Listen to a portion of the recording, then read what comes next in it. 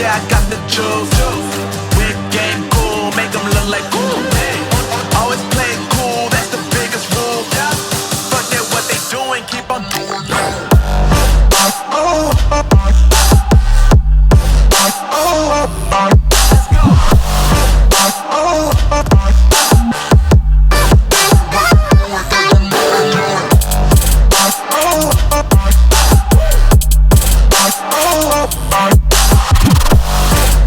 Hello mga passionate loves! So my name is Amy of Amy's Passion Diary and welcome upon sa YouTube kanal. Alright, so for today's video, nabasa nyo na sa title, it's gonna be a Valentine's Day makeup tutorial. So finally nagawa ko na rin siya. I tried this, doing something for Valentine's Day makeup tutorial, pero it didn't work last week. So I'm so freaking happy na nag-work siya today. And this is the makeup look, guys. So, ayan ang aking ginawang makeup look. As you can see, it's another cat quiz makeup look. I'm freaking obsessed doing cat quiz makeup look.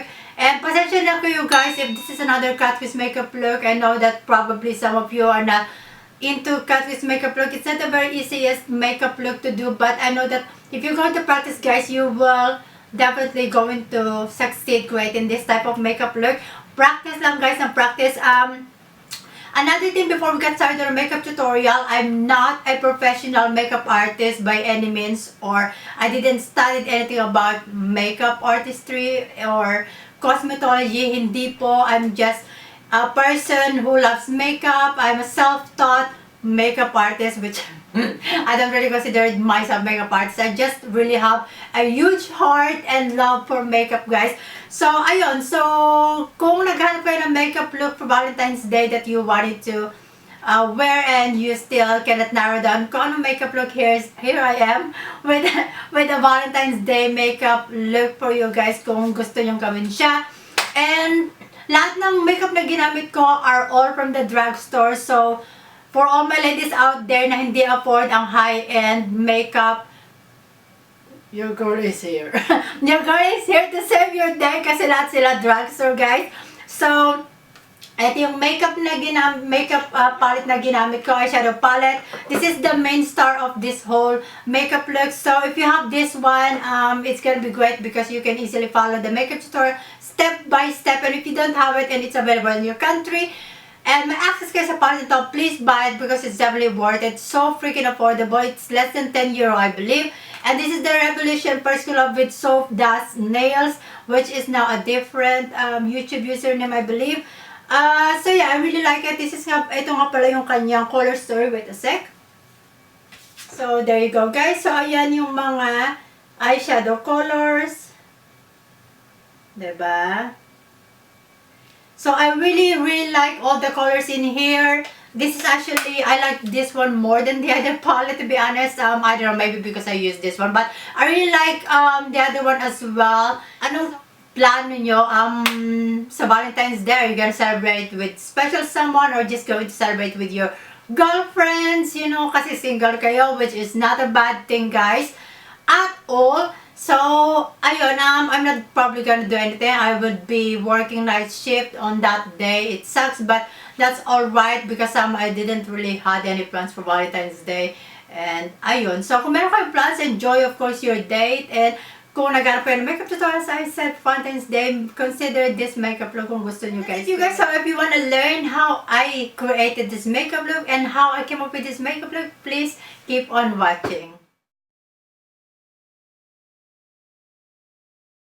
Nakakaloka ang aking bagong setup. So, nagawa na ako ng makeup tutorial, like, I don't know, like, nung na-fix ko na ang laptop ko. Kaya lang, for some reasons, lahat ng footage na ginawa ko is, masyado siyang blurred. Hindi siya talaga nag-work. Basta ang pangit din ng lighting. So, I don't know what happened. But, we're back to the old setup. Except na, yung likod ko is iba na. Kasi yung table ko, yung makeup table ko is nasa likod ko. Before it was a bed, yung inupuan ko sa actual bed, yung single bed na nandito sa my attic kasi pag may bisita or anything, that person can sleep here sa attic together with all my makeup. But regardless, so gagawa ko ng makeup look as I said, and hopefully this time is nakapokus ang aking camera sa aking pagmumukha at hindi maging blurred lahat ng mga clips. So, ayun. So, since na-affordable ang ating target sa paggawa ng makeup look na ito, of course, I don't have yung eyeshadow primer from the drugstore. I don't have it anymore. It's I don't use it anymore, and plus it's empty na, and I think that the quality is not good anymore. So, regardless, so I'm going to use a concealer. This is the Candid Concealer from Revlon. You know what? I've been watching like yung makeup arts. I forgot to mention. I already did my face routine, my foundation concealing routine. So, ayun. Kaya if you see like medyo flawless, ang aking face already is because of that. I already did my foundation, and I also did my eyebrows na rin para makasave tayo ng time, guys. So, we're going to use this one as a base. Kung meron kayong eye primer, I think any eye primer will do. I think that you should do that instead of concealer. Kasi may pinapanood ako ng makeup artist. He's a makeup artist. I think he's based in UK. So, he talked about na hindi dapat concealer ginagamit as a primer. I learned it from him. Napinalimutan ko yung pangalan niya eh. I forgot. I think that his surname is Welsh or something. Welsh. Yeah, but he's based in the UK. So, ayun. He said na wag daw gumamit ng concealer kasi ang concealer, it's, how do you call it? It creates moisture sa, anong tawag dito, sa ating mga eyelids. And plus, yung eyelids daw natin is the most oiliest part ng ating face, besides our, kung oily skin kayo, besides from your cheeks, our lid producing like natural oil daw constantly. So, he said na dapat talagang eye primer kasi eye primer will lock the moisture on your lid and makes your eyeshadows pop and hindi siya mag-crease and anything. So, yeah, so probably this is like the last video na nagagamit ako ng concealer kasi hindi niya nga pinapabura na gumamit tayo ng concealer sa paggawa ng ating as a base para sa ating eye makeup. So, sundin po natin ang professional makeup artist. And sobrang ganda ng pagme-makeup niya, guys. So, yun. I'm trying to learn his technique. Alright, guys. So, I decided that for this makeup look, I'll be using this color right here. This is the Revolution Soap X palette. Ito yung first collab ni Soap Dash Nails sa Makeup Revolution. So, this is the shade Strawberry Sweets. Ito siya. Ayan. Ito yung gagamitin natin. So, if you have a hooded eyes and even hooded eyes just like me, this will works for you guys. So, as you can see, if I will just follow my natural crease, walang mangyayari. Hindi nyo makikita ang nangyayari sa aking actual lid. So, we're going to map out our new crease by going above our crease. Like as always, like what I did before. So, ayun.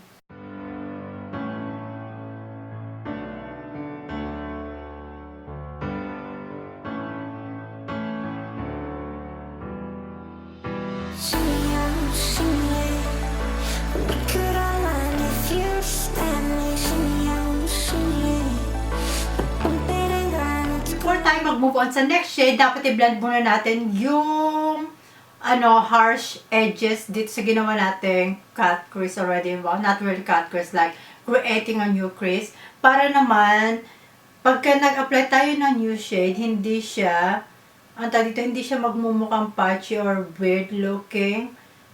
Kapag in-apply nyo siya above this area, i-blend nyo muna ito.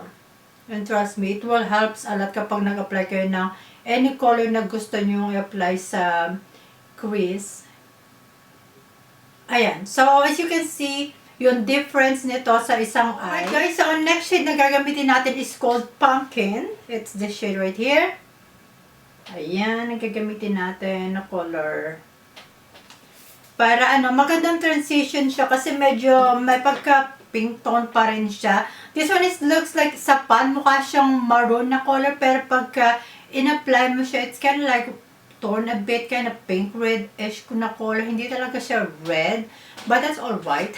Nalimutan ko na ganun ang shade nyo, I swear. So, yeah, let's take that color, tapos i-apply natin siya dito sa ating crease. So, yeah, just wanna give you some update habang nagme-makeup ako. So, ayun, there's like weird things happening sa work ko. Just wanted to share to you guys. Yeah, by the way, if you followed me here on my channel, nakita niyo sa community area ko I don't know, did I mention that na-renew yung contract ko sa work? So, na-renew siya, but on the other hand, it's like my employer is actually doing weird things. Actually, not only me is not affected in this type of thing that's going on in my work. Actually, lahat ng colleagues ko na nag-work na may the same schedule sa akin, we are all affected. I don't know what they're trying to do with that, but I'm not happy with my schedule na binigay nila sa akin. It's going really rough and weird this since actually beginning of January. I know it's not that busy month, but then now I see like my schedule the whole month of February and up to the first week of March, which is I'm not really happy. So I have like this called it here functioneringsgesprek. So it's appraisal thing that you're going, employer is going to into kind of like ask you questions and things about, of course, like how you perform. Yeah, performance appraisal, that's how you call that in English. So it happens every year, so I'm gonna have that, and I'm just going to ask them questions about it. You have to be open. Kung nandito ka sa Holland, there's nothing wrong to be like straight to the point, kind of like just say what's in your mind. Because it's just normal here. They're not gonna be offended or anything. Just say it, whatever you want to say, rather than to keep it in yourself. And then, alam niyo yun, may stress lang kayo. Ayun, so hindi ako natutuwa sa schedule na ginawa nila sa since beginning of this year, because I see like people like having the same contract as mine, because I kind of have a different contract now. I kind of change it because it's not working with my with my family situation. So yeah. Because of course I wanted to earn money, but if you're going to pull me out from my schedule or schedule me for like 3 hours, 4 hours a day, I mean, how much am I gonna earn? And I'm not happy with that, because it's all right if all of the people has the same contract is struggling with that, but I see like 2 or 3 people, those are people like working also. Like I don't know, it's very annoying. So I'm just going to be honest, like why those people having that, and why I have this one while we have actually exact same contract. It's not gonna come out like it sounded like so weird how I say it. It sounds like wow, it's so unfriendly. You cannot say like that to employer, but actually you can here in Holland.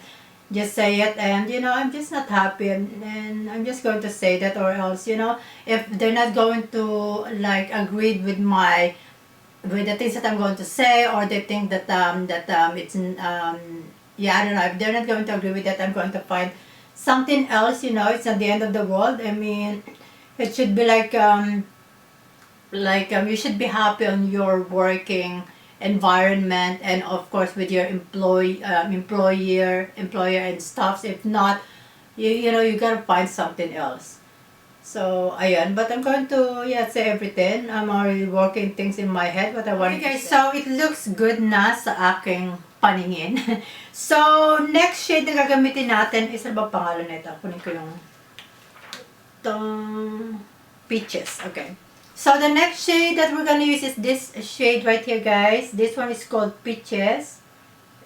So i-apply lang natin siya doon sa part na a bit. Yeah, it's almost hitting my brows, but trust me, we're not going for that. Pero ayun, just look kung saan siya, kung pwede siyang i-apply without hitting your brows. Alam niyo yun, kasi or else wala na kayong paglalagyan ng brow bone highlight niyo. But just look how I do it. Ganon. So, ayun, it's been really like weird. So, you know what, at this point, actually, dapat nagpe-prepare na ako para sa akin, performance appraisal on Friday. But, yeah, actually, it's supposed to be 14th of February, pero ni-reschedule nila earlier, which is upcoming Friday na. So, it's the 7th instead. 7th ba? 7th, yeah. So, ayun, yeah, I'm curious how it's gonna all turn out. Of course, I know myself naman. I know that I am one of the best there. I'm not being like an asshole or arrogant to say that, but you know yourself better than anyone. So alam mo yung how do you perform sa work. So ayun, I know that yeah, I can yeah, I can provide like a good interview on Friday, I know that for sure. But also like my concern is more the thing. I supposed to be like kind of like putting things down, like getting things in my head, like preparing for that appraisal, but I wasn't feeling that, you know, like pushing myself to go for 100%, like prepare myself for that, because I have so much disappointments, like what's happening on my schedule right now, that I cannot gather my thoughts, like to prepare for that appraisal, if you know what I'm saying. So ayun, I hope that you're not having that thing like what I'm experiencing right now sa work. I hope that you don't, guys. You know, that you have like a great things happening on your work. That's all I can hope for you guys. Alam niyo yun. But yeah, that's what's happening, and there should be like a reason for that, and I hope that's kind of like valid. On to the next shade na tayo. So for most of you na probably has a lighter skin tone than mine, I'm definitely morena, nakikita nyo naman. Probably I looks light in, you know, in the video, but trust me, I'm very morena. So for you guys that has lighter skin tone than mine, you might considering using the white color as your brow bone color, and this is called, what is it, Penguin. And if you are like have a skin color like mine, I would suggest use this shade right here. It's kind of like this beige yellow tone color. It's called Pancakes as your brow bone highlight. So nasa inyo guys, just see like what works for you best depending on your skin tone. And apply it on the brow bone. Mag-help din siya para mag-blend. Also, I wanted to like let you know like the struggles that I've going to. It's not like bad of roses and things like everything's happening like super amazing and great, you know. You have those struggles, and yeah, that's the things that's happening to my current situation right now at work. So you can stop from here and do the cut crease, but gusto ko i-deepen up a little bit yung aking eyeshadow, because why not? So I'm going to use a black eyeshadow. You can use like a dark brown kung anong gusto nyo. You can use between these two colors right here. Kung sa palagi itong two browns na to, if you think that black is too heavy para sa inyo, or you don't really want it to use black, you don't have to guys kung ayaw nyo talaga. But I'm going to use the shade called Nightmare. It's the black color. You can use the shade Mud Cake, this one. Mud Cake or Rosewood, this one. Kung ano yung bet yung color, guys, just go for it.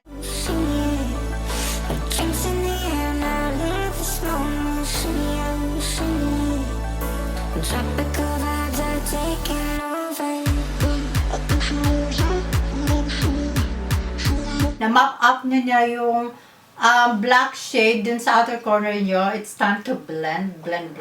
So we're going to mix colors until na maging satisfied kayo sa how it looks. Syempre, you need to reapply certain colors na in-apply nyo previously. Kung hindi, hindi nyo na siya makikita. So it should still show up yung first colors na in-apply nyo before we do our cut crease. So I'm going to mix colors. So to blend out yung black eyeshadow, I'll mix this color, these two first colors that we applied. This one, anong pangalan ba nito? Strawberry, sweets, tapos pumpkin.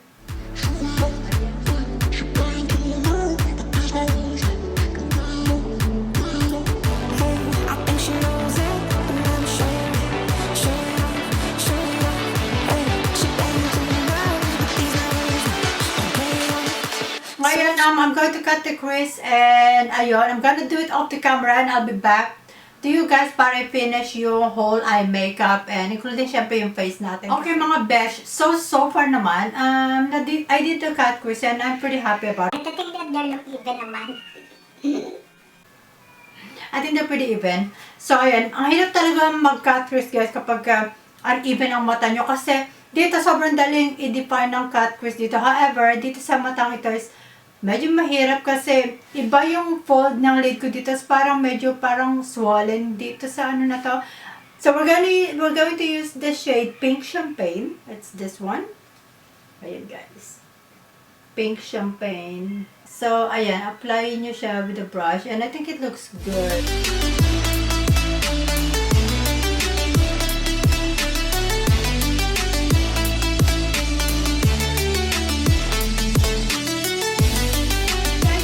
going back to the first two shades that we applied earlier, yung Strawberry Sweets and Pumpkin. Ayan, we're gonna mix those two together. Tapos, yun yung magiging in-between color natin between the shade Pink Champagne at saka yung Black Eyeshadow. Para hindi naman, obviously na merong line sa gitna between the two colors. So, always do that kapag gumagawa kayo ng cut crease para malinis tignan.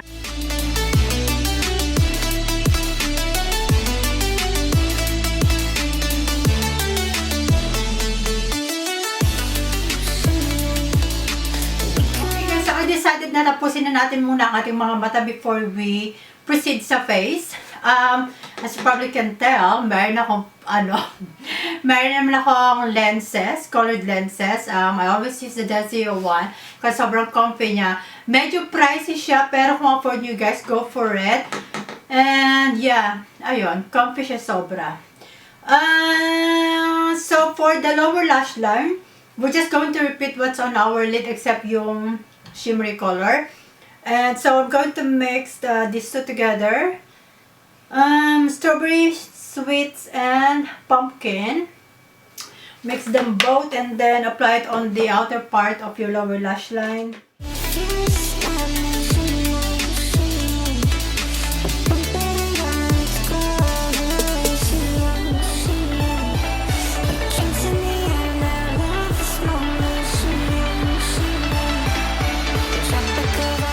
So let's highlight yung inner corners, and I don't want to use yung Pink Champagne. Gusto ko yung Fairy Lights, yung katabi ng Pink Champagne, just to make it a bit different ba. So ito yung color na gamitin natin.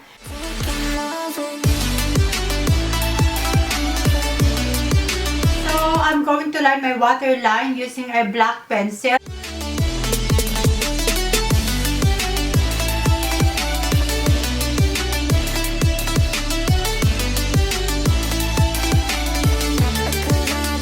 Eyeliner, but as always, I use yung Essence na Liquid Ink Waterproof Eyeliner. Okay, so for mascara, I'm going to use my Essence I Heart Extreme Crazy Volume Mascara. I like it. I'm not in love with it.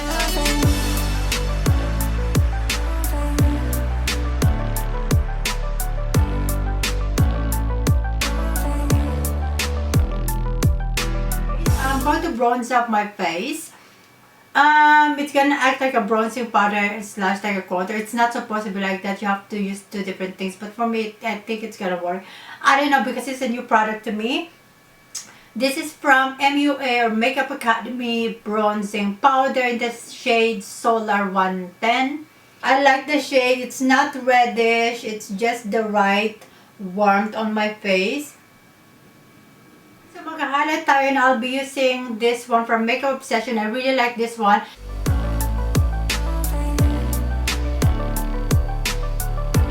So let's move on to the blush. This one is new rin. New rin siya, puro new. Gusto kasi mag-turn on something different. But this time I'm going to try the Revolution one. This is a Revolution Blush Reloaded in the shade Peach Bliss. Ayan.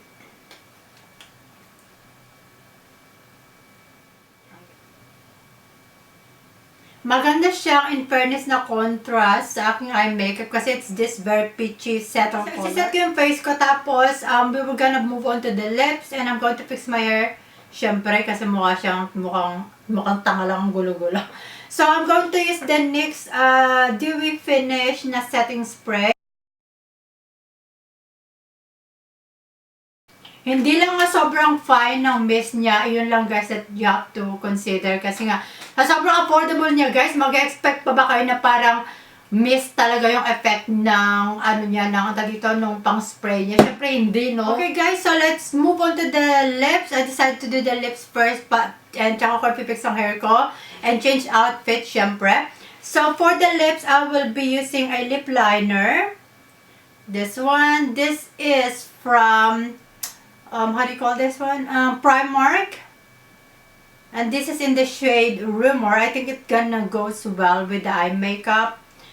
And ayan siya. Ginamit ko na siya once and I really like the color. Sobrang mura nito. It's only 150. That's 300 pesos. Ganon.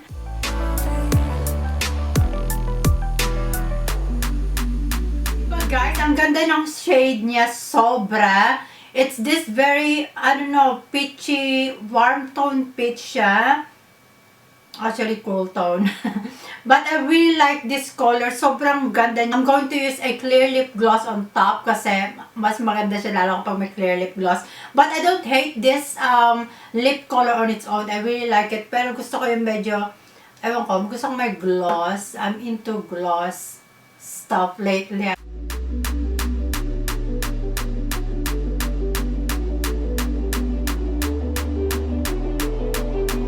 O, diba? Sabi sa inyo, mas maganda pag may gloss.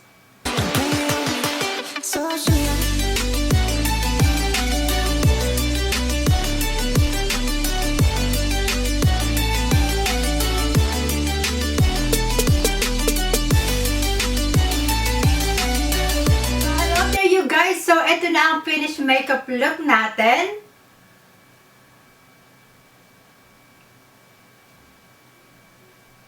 Ayan, so, flat iron ko lang ang hair ko kasi nga hindi ako magaling sa pag-hairstyle. So, what can you expect from me? Either I curled my hair or I just flat ironed it kasi yun lang alam kong gawin sa hair ko, guys. Pasensya na kayo. So, kung you're looking forward for a hair tutorial or stuff like that, never can happen, guys, kasi hindi talaga ako marunong. I just like to play with makeup, do like cat quiz makeup, and yun lang talaga, guys, ang maasahan nyo sa akin. So, regardless, so I'm freaking happy how this makeup all turns out. Sobrang, yeah, I really like it, and finally, I did like a makeup look na finally nag-work kasi it's been stressful since beginning of like the year 2020, as I said. Medyo rough road siya, lalo yung pag-filming ko.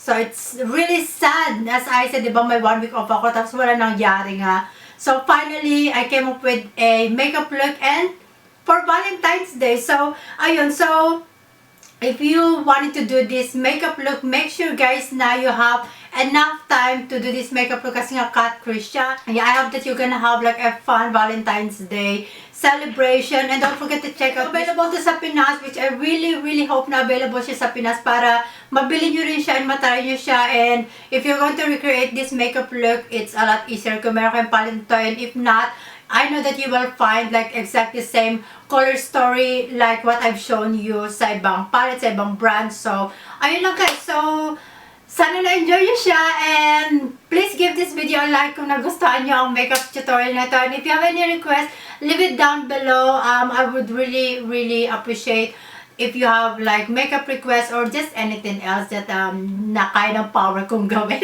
Ganun.